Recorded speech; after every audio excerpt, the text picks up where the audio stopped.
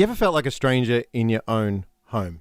You ever walked in and thought, I don't even know what my place is right now, and I know you see this amongst siblings, and you're sort of trying to figure out what the order of priority of who gets cared for first, and sometimes you just feel like you don't even belong in your own home. For some people, that's a very, very real thing even today.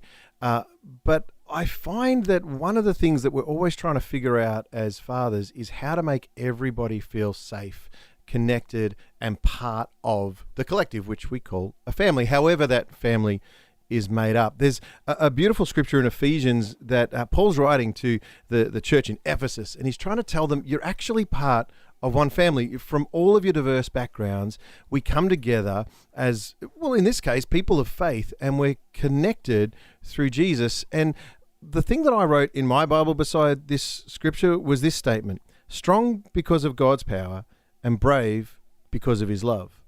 Strong because of his power and brave because of his love. I find as a father that that's one of the elements I'm always trying to help my children understand, that I'm actually not strong enough to do this job. I'm not strong enough most days to make everybody around me feel at their best. I can do my best to make them feel their best, but ultimately I'm trying to give them an anchor that's stronger than me. So if I can teach my children that they can rely on the power of God and that they can be brave because of his love, then we can actually walk with that strength and that bravery together. Some families are made up of people that were born of the two people that are in charge of the household. Some families are made up very, very differently to that. And today, we'd like to invite a couple of mates into the studio to talk about that. By the way, Heath told me I had to introduce myself. So my name's Justin, and this is Father Figures. We'll get it right eventually.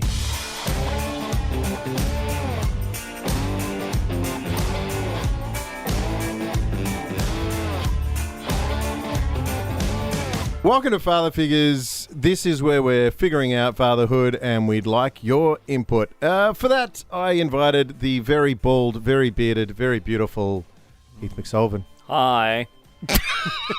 I bought the baldness and the beardedness today. Yeah. I actually like yours because it flows. It flows. Which from bit?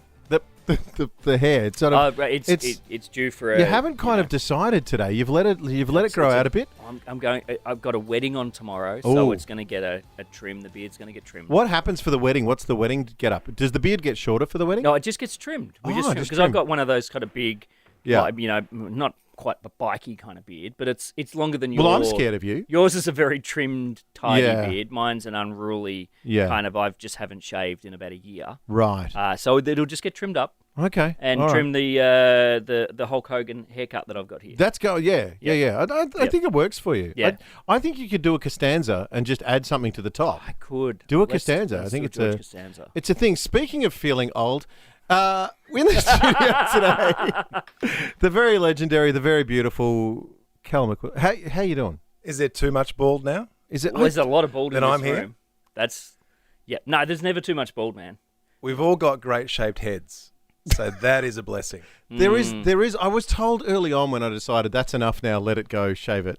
Yeah. I was told it's okay for you because you have a good shaped head. Yeah, but the problem is you don't know until you're losing your hair. Yeah. But how would you know if you had a bad shaped head? Where is that measure? People often tell you, I feel. Is there a stencil you have to put your head up to and go, no, sorry, can't shave that one? Can I say I'm a bit jealous of Heath's beard as well, because Heath and I work together and occasionally Heath will have to publicly speak in front of the class. Mm-hmm. And you do a lot of musing with your beard. The musing beard. Which I don't have. I've got just the little stubble going on, a bit like Justin. But I was mesmerised the other day because you were speaking what you're doing right now. I was musing. Yeah. It's very thoughtful and wise. It has the wisdom vibe to it. I just say, too, it's a good replacement for picking your nose like you used to. So that's good. I still do that, but you don't notice it because you're looking at the beard. Cal, it's great to have you here today. Thanks for dropping by. It's a pleasure to be here on the podcast, guys. Yeah. Congratulations on being here. I mean, it's a win for you, really, isn't it? Is it a win for everybody involved? I don't know. I think this goes on the resume, doesn't it? I was going to say that one of the prerequisites for, participating in the podcast is to be a dad. Great. But it's actually not really because, as we go on in our podcast, we know we're going to be talking to people who aren't dads as well. Interesting angle, interesting take. But today you're here in the guise of a dad. I cannot help but be a dad. Yes, I'm a dad of 4 kids and a stepdaughter. My 4 children range from ages in 18 all the way through to I have twins at 11. So there's a lot of stuff going on in my day-to-day. And you've got a boy-girl, as in the top 2, a boy-girl? The top 2? Yes. The top 2 is rankings. Here it is. We're straight into it. Justin knows I've numbered his children 1 to 5. I think I stand by the statement we love all of our kids. Yeah. But we have a favourite one. Of course we do. And we will reveal that at a later date. That changes from day to day. Yeah. Is there a star that they get to hold on to for the day? I think if you're honest enough and you ask a mother or a father, you go, who's your favourite today? Oh, yeah. You'll have an answer. Yeah. Totally. If you've got more than one child. Yeah. Can I just say to all the people trying to figure out parenting, don't ever answer that question. No. Just don't. Oh, Just I don't. always say Especially don't tell the kids. No. Well, You can I keep tell a running tally on an Excel spreadsheet and reveal it to them later in life, but for now, don't. I remember one Christmas I wrote a card to the boys. I got 3 boys, and on each of it I wrote, "P.S. You're my favourite." Great. But I did it to each of them, and so they all read it and went, "Oh," and then they worked out pretty quick as they went, "Did he write you're my favourite on yours?" Well, it would have been worse if they'd kept it to themselves. Yeah, that's true. And just decided this must be a secret code from Dad. So we just No, I have a delightful 18-year-old. Yes. If you can have a delightful 18-year-old son. Oh, that's great. Absolutely, That's a thing. 16-year-old daughter and non-identical boy and girl twins at the age of 11. We'll talk about that because I'm sure you get asked all the strange questions as well. I have 7-year-old twins, and yes, one is a boy and one is a girl. Yep, and yes, they do have magical powers. They do have magical powers. What's the series of silly questions? Series something along the lines of do they have magical powers? Some sort of mind melding. I was going to say in the sense of they know when the other one's been hurt. Yeah, a bit like The Shining, sort of. Being. Wow, you went dark there. Quick. Sorry, I got dark. Yeah, okay. Child of the Let's 80s. stop and pray for a moment. Yeah. But very much knowing what each other is thinking. A lot of people, and I'm not even making this up, do they feel each other's pain? That sort of stuff. And I'm having. What is the answer to that? The answer is, who are you? And do you understand humans? Because I don't know if you. This happens to you, but you get approached when people realise, you've got kids similar ages. And I don't know how they pick that my kids are twins, but it happens more often than not. But yes, there are a lot of questions about them being similar. The only thing I can say is that they are either always 1,000% similar or completely different. Yeah. I don't know what it is with identical twins, but with non-identical twins and a boy and a girl, they can either move the same way and tilt their head the same way and have the same inflection, or they can be completely opposite and want nothing to do with each other. So far, so good. Mine are 7, so they still like each other for the most part, except if they fight over the Xbox controller or something like that. Not that I let my children play video games, of course. It's always educational. We're out in the field learning about the cows. Reading books. Reading books, Fighting over the book. Actually composing poems under a tree whilst the breeze was by. But no, I do have friends with identical twins, and it's still uncanny for me to walk in and I feel like I have questions for the friends that have the identical twins. That seems like a whole different ballgame. On a serious note, one thing that was told to me early on was don't refer to them as the twins, because that's all we ever did. Oh. So it was my son Hamish, my daughter Emily, and then the twins. Yeah. So you'd introduce them. them. They don't have an identity. Yes. And someone came to me and pulled us aside one day and go, you know what? I've had twins. And one of the big things is we actually identify them as different human beings. Yeah. Because you're so used to them just being like, that's the twins over there. Yeah, right. Being twins together. We probably take a little bit of a mixed approach in that sometimes they like to be identified as there's a bit of an identity thing in that. So my daughter will write notes, and I found one the other day, and she makes the poster and she does that really cute thing that sometimes little people do. To Quinn, you are my favourite twin. You are the best twin in the world. You know, that sort of thing. Yeah. Not sure he understood, and he didn't really reciprocate because he's a bloke. He doesn't really get it. He'll get it later in life. But yeah, they do have a certain way about them. But you're right, and we did speak in a previous podcast about the names of our children and naming them and part of that unique identifier of who they are as a person. And I think that's it's a really important thing to continually go back to. Anecdotally, you're the twins. Everyone knows you're the twins, but you are this person, you are that person, and speaking directly to them and spending that one-on-one time and all the other things that we try to do. I think one of the conversations we wanted to have today, though, specifically was around this idea of a blended family. Yes. So Again, and there's lots of kind of gospel content I could jump into here about the idea please do. You kick us off, Kel. Go. No, just that idea of, obviously, throughout Scripture, there's this idea of the family, this idea of people from different spaces gathering together in one place and receiving each other in love.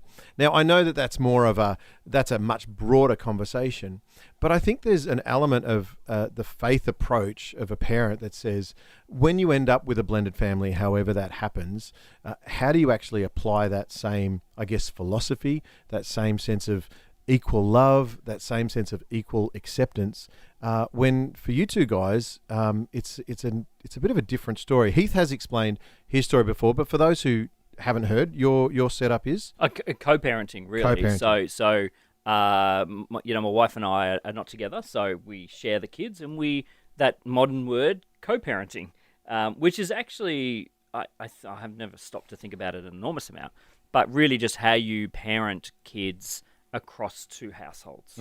When you're not under the same roof, how do you get consistency? Indeed, and I mean it's a conversation about which you could unpack over the course of the next 12 days, and we still wouldn't cover all of the emotional ranges and the physical needs and the mental health stuff that goes on, because, I mean, I don't think any of us sort of go along in life and be like, oh, I can't wait to be a stepdad.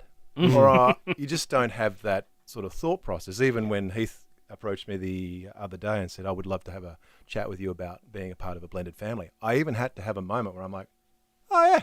Yeah, look at that. I'm actually a part of a blended family. Yeah.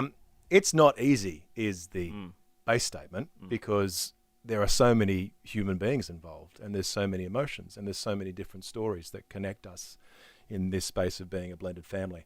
I can keep it simple and just say, yes, I'm married to an amazing woman who you may or may not know. We all know. Lucy. Lucy.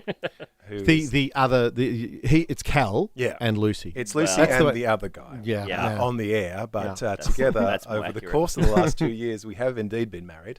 I have the 4 kids from a previous marriage that did not work in the end. And being a divorced parent, you kind of go through these phases of being a divorced parent, so you turn into a single parent for a while. But you're right, Heath, you have that moment where you realize, even though the relationship may not have been able to have been saved, you still have to parent these kids. And you often say, well, the best thing that happened to us was these children that we created or were blessed with. So there's that element of it. You still have to be a parent to your own children, sometimes for half the time. There's a lot of negotiation in that. And then, yes, if you find yourself moving into another relationship, as I did, later on, it took many years for me to get back into that headspace of having another relationship. You kind of go into it and then realize that, this comes with another human being. So my delightful wife, Lucy, has a delightful daughter, Shiloh, who is essentially, my stepdaughter. And I am her stepfather. But I've never thought of it that way. And I wondered to myself, why have I not thought of the actual title of stepdad as part of my role in being a father? And I think it's the way Lucy and myself, we came together. We were friends before we were in a relationship. And because I'm a guy and I'm really good at remembering things, the best way I can summarize it quickly is, remember COVID, everybody? So there was a moment, it was like either halfway through COVID or maybe like 2/3 of the way through COVID, where it had kind of stopped. But then it starts again. Out of the blue. And I think we're locked down for another year or so. Sorry, we're going to have to stop and pray again. I know this is triggering for a lot of people. But there was a moment in time where there was one rule, and they said, guess what? You can have a family that you can hang out with. I think they called it bubble families. The bubble. The bubble. Yeah. So I'm a single dad with 4 kids, and Lucy's a single mum with 1 daughter, and we hang out together. For work. And we thought, well, you know what? Our kids are similar ages. So her daughter and my twins were the same age at the time. And then... Still now, though? Still now? Yeah. I knew that was coming. I'm sorry. As far as I'm aware, maybe the twins are sped up a little bit. Okay, good. Because they have magical powers. Of course. This is the other thing. We've got to unpack. Just do a podcast. They're actually living on a guys. whole other timeline. It's crazy. It's crazy. It's when they levitate that really freaks me out. So what do they say about the upside down? But literally, like, we were negotiating what is our relationship, because we put a lot of thought and effort into would Lucy and I have a relationship. We'd both been through previous relationships. That comes at a cost. That comes with baggage. We had to work through that. But also having kids, we sort of just fell into these bubble families during COVID where the kids just got along like a house on fire. So Shiloh and my daughter Nina specifically, they kind of started really bonding together. Yeah. And the way they tell it is that they feel like they actually got Lucy and I together. Yeah, they were there. Yeah. They genuinely, genuinely believe that they were getting along so well, and they had in their little tiny hearts at the time, I wish my mum and your dad would come together. That beautiful? I know. And we haven't broken their hearts and told them, actually, Lucy and I had deep conversations about what... Because but again, that's the adulting of it, right? The children are seeing it and processing it at their own level, and you've allowed them to do that. So I say all that because for Shiloh, I've always just been Kel. Yeah, right. Kind of. Yeah. Sure. When she first met me, I was just a friend. Mum's friend. I was Nina's dad. Yeah. And then, over the course of time, I've turned into... And I tried to figure out how would I probably be perceived by Shiloh if I could get inside her 10-year-old mind. I'm kind of the guy that is nice that has decided to marry my mum. Yeah. And is nice to my mum. Yeah. And vicariously is nice to me. And I think that's... Being a stepfather is, I think, that balance of... Because there's these... I mean, we could talk about any topic we wanted to talk about when it comes to being a step-parent. One of the big ones is, like, how do you interact with the child that is your partner's child? Yeah. You've got to build some sort of what authority level, what leadership level. Discipline is a whole other Yeah. conversation. And I can talk into all that sort of stuff. But to briefly sort of summarize it, which I felt I've been talking for the last 15 minutes about it, is that I think we have this sort of working relationship where we're on the same team. Yeah. I'm invested in her mum. Yep. And I look after her mum. Yep. And I'm affectionate and I'm loving and I'm caring and I'm supportive. And I am also that way to Shiloh. Yeah. But we've never sort of had that conversation where, I'd love to be called dad. Yeah, Because I don't. Yeah. Genuinely, I just want to be another male figure in her life that, let's be honest, safe person. isn't a problem. Yeah. Yeah. And in both of your cases, your kids have got a mum. Yep. And Shiloh's got a dad. Exactly. So you don't need to be the replacement. And that's the same for Lucy's. Like Lucy's relationship with my 18-year-old son is very surface level. Yeah. Because he's not looking for Someone's played that role already. Exactly. And we're into the next. But when it comes to my twins, Lucy has lent really into that. I think it's a lot easier, and I'm going to generalize, I think it's a lot easier for mums in general or women in general to just sort of flip that maternal switch. I think I know, speaking for myself, I can be a bit more awkward if I have to think about things too much. So if I have to think about being a stepfather to Shiloh, I tend to start becoming a bit awkward about it. So the best thing I can do is kind of just be the same parent I am to my kids as I am to my stepdaughter. Yeah. Going through the process between relationships, you obviously had to come up with ways of managing yourself. Yep. Do you think that you obviously found ways to become a consistent person for a multitude of interactions that would have been happening around you? Relationships are changing frequently. Yep. So there's years have gone by and then you've entered into this new relationship. Is that consistency something that helped moving into this as far as your expectations of connection with a stepdaughter and a new Again, I bride? think, again, not to sort of go too deep into the weeds on the first half of this story, which is a divorce and a failed relationship. It messes everyone up. Like if you've gone through any sort of divorce as a parent or a partner, or if you're a child of divorce, like I'm not. My mum and dad are still together. I know there are plenty of people out there that have been raised either by a single mum or a single dad, or that whole thing is quite traumatizing. I don't think there is a scenario where a partnership like that can dissolve without there being some sort of collateral damage. So you kind of have to rebuild yourself first. So I knew as a single dad, I had to rebuild myself and who I was and what was life anymore, and how am I going to be a single dad, and how am I going to look after my own kids? How am I going to relate to my own kids, knowing that, especially during a failed relationship, you just, and I've done a lot of counseling, when you're going through something like that, you're just absorbed with trying to save the relationship. And you tend to forget about what's going on with your own kids. They see the fallout of, the counseling or the arguments or whatever it is that you're going through.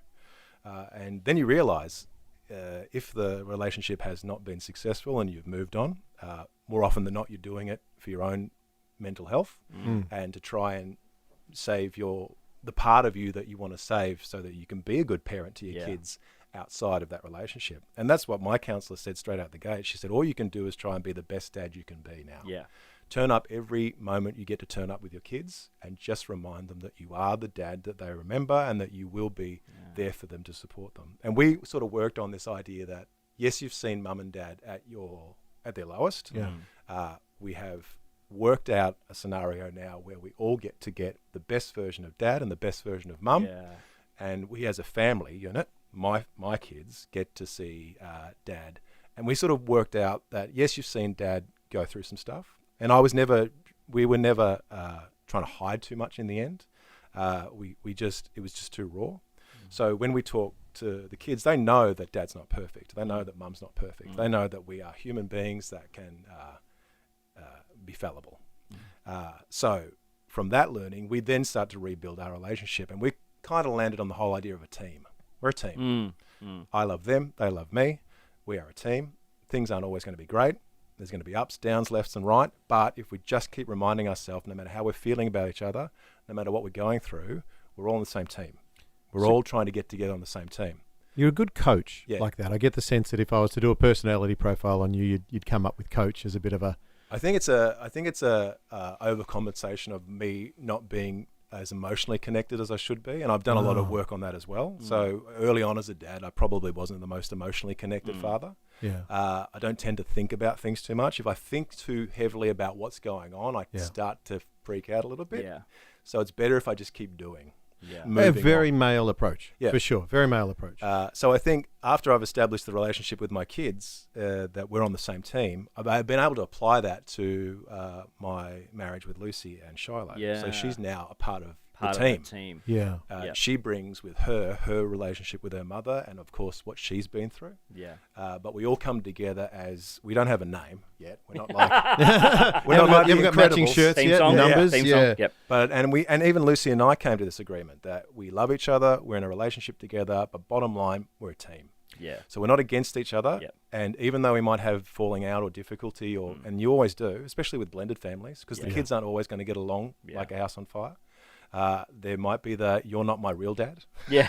You know? But if we're all agreed that we are on this same boat, we're all on the same train, and we're all trying to head in the right direction, and that we're there for each other, it's almost like a contract. If that makes any sense. Yeah. I think the concepts are really easy to talk about there, and I think we're admitting they're very complex. So nuanced. And nuanced to play out in real life. But the I guess the questions that are coming to mind are around, and I don't know if there's a right way to ask this question, but for you guys that have a different scenario to me, my scenario is I've been married for 22 years and we got 5 kids together. You know, that's the miracle. That's right and well, I am thankful. I'm genuinely thankful because everything you're saying I apply to our team too. Yours just has a bit more nuance to it. Do you think you're a better dad today than you were a few years ago? And I'm asking both of you guys that's a great question. I just looked at Heath and Heath looked at me. Yeah. You go first. Yeah. Kel. I think I know a lot more about myself. I think going into being a dad, and we've kind of touched on this in other conversations that we've had around the station, I don't think I thought too much about being a dad. I kind of just reacted to being a dad. Yeah. So I was there at the right moment. So I'm a big helper. I like to help. So I like to get in and make sure that everyone else is sort of taken care of. That's the way some people might call it, a control freak. But no, I just like to get in there and make sure that the way I show love to people is to help them out and be there for them. Especially, I'm very focused on family. I don't have a huge social network. I don't have a huge amount of friends. I'm very focused on my kids. Can we be your friends? You can if you'd like. Okay. I don't know if I'm a good friend. Right. So you might have to Heath, put in. could you draw up the contracts, please? Yeah. For that? Yeah. It's flimsy. But I think going through something as hard as a divorce or going through something as hard as... Because there's other reasons why kids might be interacting with a stepfather. It could be the loss of a father. Maybe they've passed on. Or it could be something as simple as they've just never had a dad around. Yeah. And then their mum has found a relationship with this new guy. Yeah. So there's different relationships when it comes to being a stepdad or a stepkid. But I think what I learned through really, really tough stuff is to just try and figure out who I am. Yeah. And the more I think about who I am, the better dad I can be to my kids. Because the weird thing is, they already know who I am. My son said this to me. I was apologizing from stuff in a really low moment. I was crying in front of him. We were having a big chat. And Hamish just sort of stopped me mid-conversation. He goes, Dad, none of us think you're perfect. I don't know what you're... Oh, no. Yeah. We're not relying on you to have it all together. Yeah. He said, we actually are better off with you falling apart every now and then because it just takes all the pressure off. Isn't that great? I think when I talk about Don, my dad, who I fondly call Bob for whatever reason, and again, I think we've all sort of talked about the relationships we have with our dads, which are, and I mean, how strange to have three blokes in a room that actually have good relationships with their dad.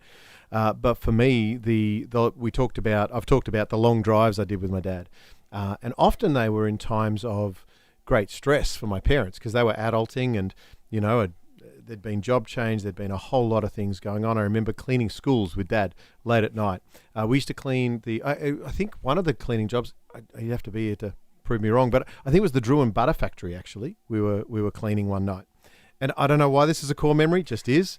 And I'm driving along, and I think I was aware that this was not how Dad had imagined life would look. Right. I'm driving late at night with my son, and I've got my son in the car, probably, I'm guessing, because I couldn't be left at home because I was, by myself. So I have to come, but I'm excited because we're going to go clean a butter factory late at night. But understanding the pressure on him and the fact that he allowed me into that.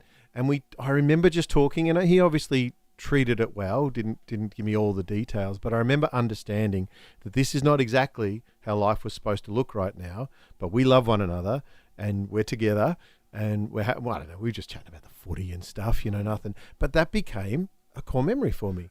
I think that's one of the things we have to negotiate as dads a lot, that we're not like our fathers were in some circumstances. The circumstances of being raised in the 70s and 80s came with a societal sort of rule book about this is what a mother is, this is what a father is, and they don't really stray too far from those sorts of concepts of, mum was the maternal one, dad might have been a bit quieter. I know as I grew older with my father, we actually got closer.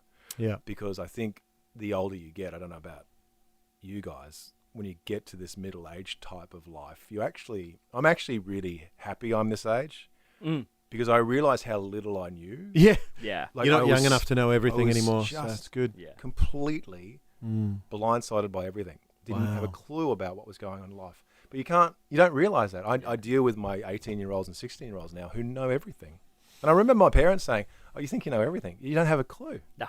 And then it's not until I get to like 48, 49 where you're like, oh, I love being this age where I don't jump to answer a question straight away, or I don't have to prove myself, or I'm okay with not caring about what people think about what I'm doing. Can I grab that thought for a second? The deep breaths of dadding. Yeah. The moments where you have to take a deep breath and go, either the answer immediately in your mind is, I don't know, or one of the answers is, go away, I'm not talking to you right now. But the deep breaths that we have to take are a massive learning curve. And I just want to pick up on that briefly for you guys who are in different situations to me. Maybe, Heath, for you, when you're by yourself and you haven't got that partner that's helping you, do you find that, has that changed? Has that been a difficult thing? I find you a fairly measured person anyway. I would actually talk to you on any day and know that you would take a deep breath before answering my crazy questions. Look, it's interesting because while you're sitting there, I think to myself, wow, do I do that, or do I still try to jump in and just solve the problems and be the fixer? Well, Cal was talking about being a helper, and it's something that brings... I think all of us nodded and went, that brings me joy. I helped. Yeah, I did correct. A thing. And I think I've definitely got no issue in saying I don't know the answer to that. And I think that was a great learning in life, even when you think professionally in your job. It's okay to say, oh, I don't know how to do that. Yep. Or I'm not good at that. And that's really empowering. I think the balance for me is, somebody also told me this, that you want to balance it out where you don't want to be like, I'm not sure how mum and dad are going to cover the mortgage this month. Yeah. Good night. Yeah. They don't need to know that stuff. No. But I'm just imagining that scenario. That's an overshare. Yeah. But I think particularly sons seeing their dads falter emotionally, like be caught up in something or not be able to handle something or be upset about something that's going on with their own parents. Maybe you've got aging parents and you're dealing with the fact that they're not the people you there's so much stuff I think at this age we actually are able to. I know I am, because I came from a place where I was a bit like a robot and I kind of moved through stuff. And it's interesting because we talk about blended families. Once you've worked out how you're doing that with your own kids, then you've got to try and work out how you're doing that with a child who is essentially not connected to you, doesn't have the history. Really, you got to build a relationship. You can't replace time. You can never replace time. So for Lucy and I, we've kind of, I don't know if this is the right or the wrong decision to make. I'm not an expert here, but we've kind of said that I will take care of the really hard stuff with my own kids. Yeah. She's not required to do that. Gotcha. I don't want to put the pressure on her to do that. And the same with Shiloh. Like, Shiloh doesn't need another male presence in her life telling her what to do, especially when I've got no real credits in the bank. Yeah. And I'm talking about like lifelong credits. Yeah. There's a relationship between a parent and a child that you can kind of replicate as a step parent, but ultimately it's a long journey, I reckon, and especially with young kids. Yeah. As long as the other parent in the house, other step parent, is supportive and is safe, as you talked about, Justin, I think that's the best you can hope for. I think the things that I'm picking up on continually in these conversations are you understanding you is absolutely the right place to start. You understanding you. Why do I get angry? Why do I escape this way or that way? What are the things that are my little go-tos that aren't healthy? All those sorts of things. And then, it's true that the most complex person you'll ever work with is you. And if you can do the work as best you can. One of the things I try to frame questions for my children, and essentially the guts of the question is, what do you think of Daddy? How do you see me? Now, I find different ways to ask that. But How's I wonder, that go? Yeah, it's fantastic. It's fun, and I think, again, 5 children, same dad, different experiences. I always said my 2 sisters and I grew up in different households. They tell stories, and we grew up, mum and dad still together, all of that. So it's just an anecdote. But when they talk about how we grew up, I'm like, were you in the same house as me? Like, that's not how mum was it? So for my 5 kids, I am dad, but in very, very different ways on all sorts of days.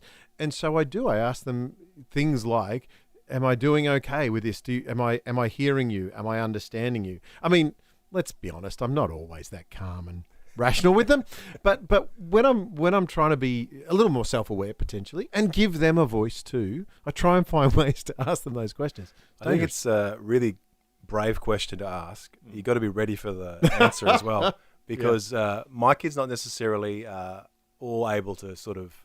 A lot of them are people pleasers as well. So some of my kids will be like, "You're great, Dad. Yeah, whatever you're doing is fine." My daughter, my 16-year-old daughter, actually came to me and told me without me asking. She's great like that. She's very open with how she feels, and she's living life in 3D.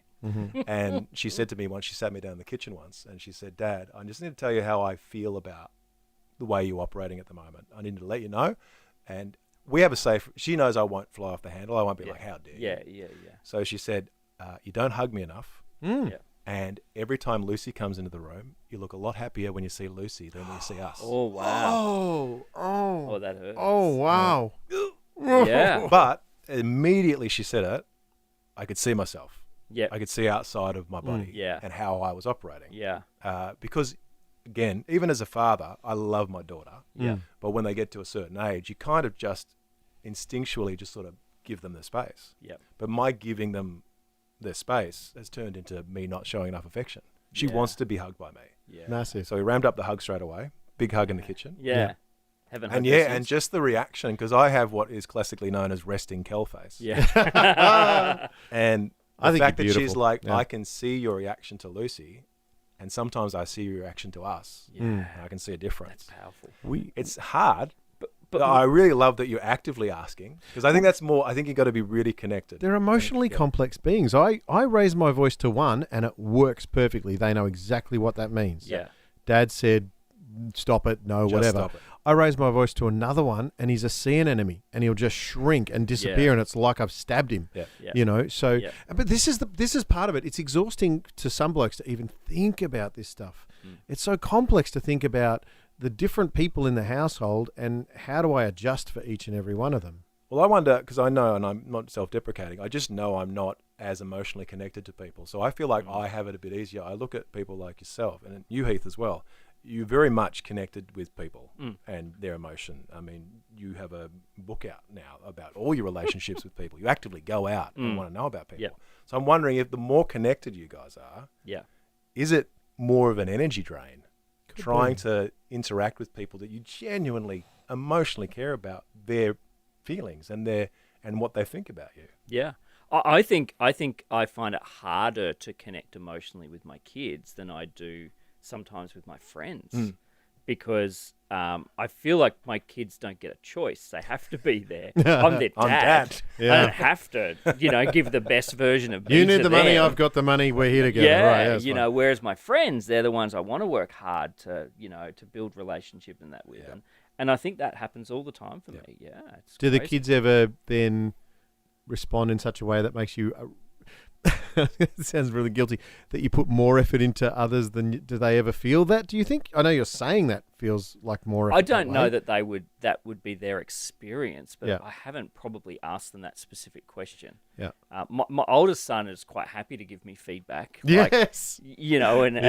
And tell me different things, and that's really helpful, because then I can, my instinct reaction is I kind of get a little defensive. I don't yell or anything, but I just go, oh, that's so not true.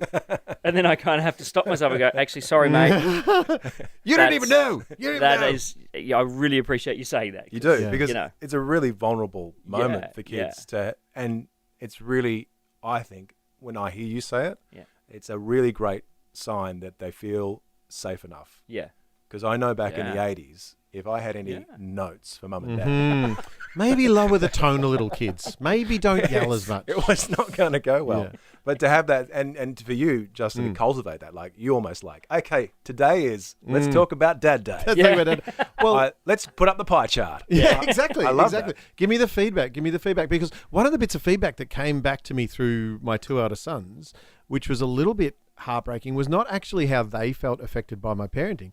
They actually asked me one time if I had friends. And I went, what do you mean? He said, well, you don't seem to have mates. You don't. Oh, wow. Because again, we're doing the doing thing. And so I go to work and I come home and I do everything at home. And I'm not the guy that goes to the pub after work or, I don't play 3 rounds of golf. I don't do anything else really. Everything I do is with them in my world.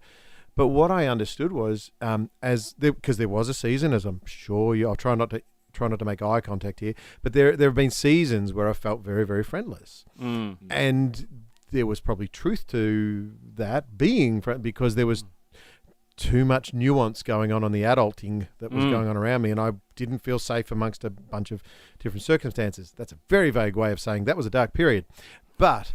We got to laugh. That's all we got, right? But the point is that when they asked me that question, I realized that they hadn't seen me create relationships that they knew I needed, and so it actually forced me. And I shared this with Jodie, my wife, and she was like, "Yep, they're right. Go hang out with your friends. Go get friends back." Yep. Yeah. I think kids, and I know we're talking about our own kids and also dealing as a single parent when you're co-parenting as well. And also with me, with the blended family, I've found too, the one thing I've learned about myself and Shiloh is that no matter who the child is, they're often letting you know how you're operating, whether it's through their behavior or what they're saying to you or what they're not saying to you. But one of the things that triggered in me when you're talking about the kids just know, like they just laser point on this is what the issue is, Dad. Yeah. And like, oh man. But even for like Charlotte, it's sometimes what they don't do, because I know that with my kids, if I ask them to do something, there's many and varied responses. A lot of the time it's just not responding. Yeah, there's nothing. It's just, Did you hear me? Your voice probably wasn't loud enough. And I remember in the early stages of my relationship with Lucy, I would say something to Shiloh and she would be polite. She would try and interact with me, and as if I was just, well, this is one of Mum's friends. Yeah, so I will listen to what I have to say. And nothing brings me more joy now that when I actually ask Shiloh to do something, more often than not, she's just reacting like a normal kid. Like a normal kid in the family. Isn't that right? But it does bleed into that. I think any kid that you're interacting with, if you give them the chance, will tell you exactly what they're saying. And often it's a lot more profound because we're just so caught up in our own stuff. Yeah. Just because a child can't articulate in adult words what's going on, and this is probably what we're trying to say, we're figuring this out, guys, is look at the child, look at their responses. You know when they're happy, you know when they're sad, but they probably know that about you too. Yeah. they just can't put it into words. And so it does come down to a change in physical interaction, a change in language, a change in tone in the household, a lot of things. There's actually a lot of signals that we can pay attention to. And you've got to take a lot of care with your own kids, but also with kids that you're semi in charge of if you are part of a blended family. Because when you talked about, the child that you have that will respond to a raised voice. Mm-hmm. I've got one as well. It's almost like marching orders. Mm-hmm. Hey, we're off. Yep. Over here, grab your shoes, let's go. Yeah. Well, as I just throw the pen across the studio. But I know that's what they need. Yeah. They just need that clarion call of this is the direction, this is point A, this is point B, let's go. But when you spoke about, I have a child that if I raise my voice and physically will just crumble, we as parents really, and especially I think this is a great tip for blended families as well, because you don't intimately know those kids as your own kids when you're in a blended family. Yeah. So reading body language, reading their responses and seeing how they respond to you, you've got to almost turn up the volume on those interactions, I think, to really find out how it's going. And I just want to say to all the dads and parents that are trying to figure it out, sometimes you are too exhausted to be sensible enough to have these thoughts. Also, some days are a Tuesday and you just can't do anything.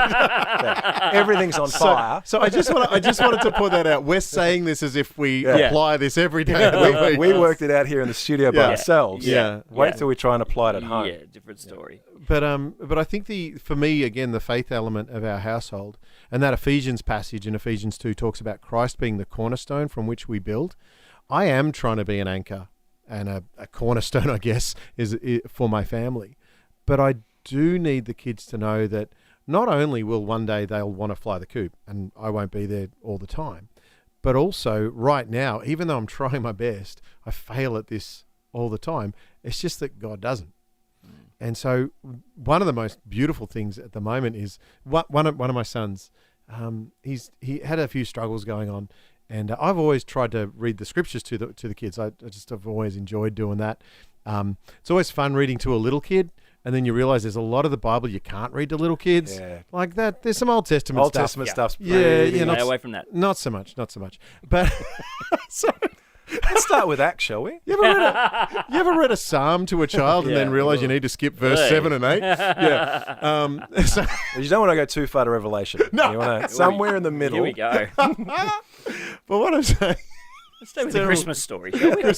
Oh, no, that's fraught as well. No, but the point is, the reason that I love... He's asking me lately, Dad, could you read the Bible to me? And it's not... I don't know that it's necessarily because it's Scripture, but I think it's a combination of there's something in the Scripture, obviously there's wisdom there, but it's Dad's voice calmly reading that actually settles him. And it actually settles me too. Because half the time I've got the phone out, I'm texting, I'm scrolling, I'm doing 73 things, and everything's fantastically important right now, except it's not. And I think that we keep coming back to these fundamentals of, do you know yourself? Can you take a deep breath? And can you respond with the adult to child filter?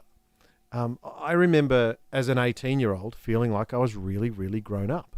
And knowing exactly what we're going to go out and take on the world. I think they call it 19. Because I'm right there with you. At 19, everything was sorted out. Everything, right?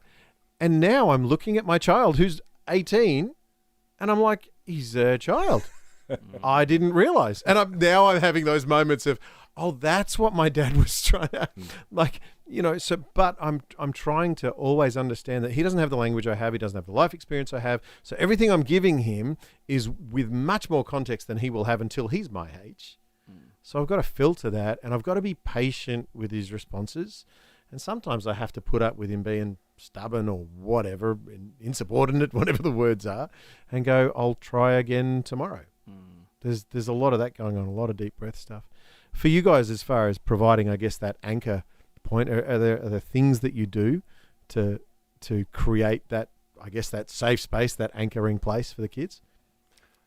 Well, I know for me, I've got the ability to turn up. Turning up is a big thing. That's huge. Even as simple as my 11-year-old daughter Nina, one of the twins. She's big on, Dad, are you going to be there at school? Are you going to pick me up? And now I've never missed a pickup.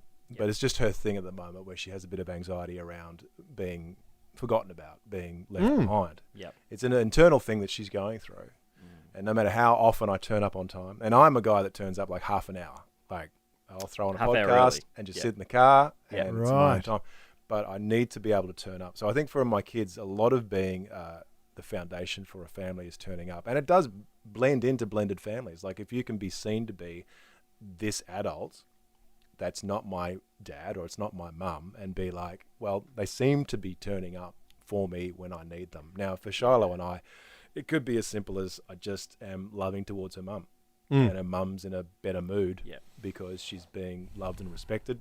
Or it could be as simple as I make a joke at my own expense and it takes away all of the... There's nothing great. One of the dad's superpowers is not taking yourself seriously. And the fact that you can put yourself at the end of a joke and let the rest of the family... Like some of my favourite moments are when Lucy and the girls will just team up on dad. This is which is interesting for me because I know with the boys, like I've had boys, but I've had a really big separation between my eldest and I've had my son Matthew, who's 11. So that's like 7 years difference. So I've never had boys together. So I don't even know what it would be. And I never had a brother. Never had a brother growing up either. So I think that's a whole different energy. And we talk about dealing with our emotions as grown men. I don't know how you do it with 3 boys that are just figuring the stuff out as well. Like that's where the back pain comes from. Oh yeah. I mean, there's lots of physicality with boys. You know, there's lots of them wanting to wrestle, and you know, you'll start wrestling with one of them, and you hear them yell out to the other one's name. You know, we're getting dad now. It's time. You know, you get Fox, come on down, and you're like. Ugh. But we talk about being a cornerstone. That's kind of like that is like base level raw dad energy. And because I've seen it with my own boys, where a switch is thrown. If you get on the floor and you're like, come at me, son. Something is internally in these sons of ours. They love it. It's like, and I think that's a foundational moment as well. For dads to be able to be like, you can grab me. You can move me around. Yeah, that's right. We can be tactile. My oldest, who's 16, is taller than me now. Now, not that that's a huge. That's not a big achievement, just by the way. But. I'm 4'3". But I keep reminding him. Sorry, I'm just aware that Heath is currently wearing a dwarf T-shirt. Well, that's true. I am. One of the 7 dwarfs. True. Yeah, they're right. Anyway, and the beard. And the beard. It looks, Mr. Grumpy looks a lot like you. Anyway, go on with your story. I do remind my son, who is taller than me, that I'm still stronger than him. You remind him, do you? Yeah, I remind him every time he calls me shorty. I go, yes, I'm still stronger than you. And lower center of gravity as well. Well, that's true. I can still wrestle him to the ground. I can't run after him and catch him. But if he's within arm's reach, it's all on, I tell you. I reckon it's a huge building block, Massive. especially for sons, to be able to have a tactile relationship with their father as well. My father and I used to take great joy in stressing my mother out. Because Dad and I would play fight, and as I got older, it got a little bit more intense. But we used to love it because Don, Justin, Justin, Justin. You're being too rough. That was pretty much the commentary. I think we've all had that moment when we were growing up and we got one in. And Dad's like, okay, that's enough. That's enough. That was a real punch. Don't upset your mother. That's it. Gentlemen, there's 1,000 more things that we could talk about. But look, for dear listeners, I hope that some of this conversation has been helpful for you, either to normalize your experience or to give you some thoughts on maybe how to approach your current scenario. And Kel, mate, thank you so much for being part of it. You're welcome. I've loved this. I think one thing I've picked up, I know we've had chats on my show with Luce, but also just spending some time with you guys here at the podcast. And you have both actively done this. I don't know if you're aware of it, but just encouraging other guys to just sit and talk about this stuff. Because I have learned more in the last 45 minutes to an hour than I'm going to take away. Because you just don't talk. You just don't make time. You make time to go and have a coffee with a mate, and then you actively talk about stuff you don't care about. Believe it or not, discussing the football team or is not actually that important. And to be able, and especially both of you have said, hey, ask your kid this question. Have this conversation with your best friend, who's also a dad. Absolutely. Because just the mere fact of sitting down and actively opening up about some stuff has been really powerful for me. Beautiful, man.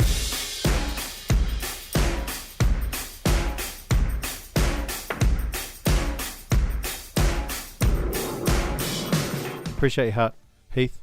I appreciate your height and your strength. Dwarf T-shirt. And your strength. Okay, so look, let's wrestle. Wrestle Hustle and a group hug, and we'll see you next time on Father Figures. God bless y'all.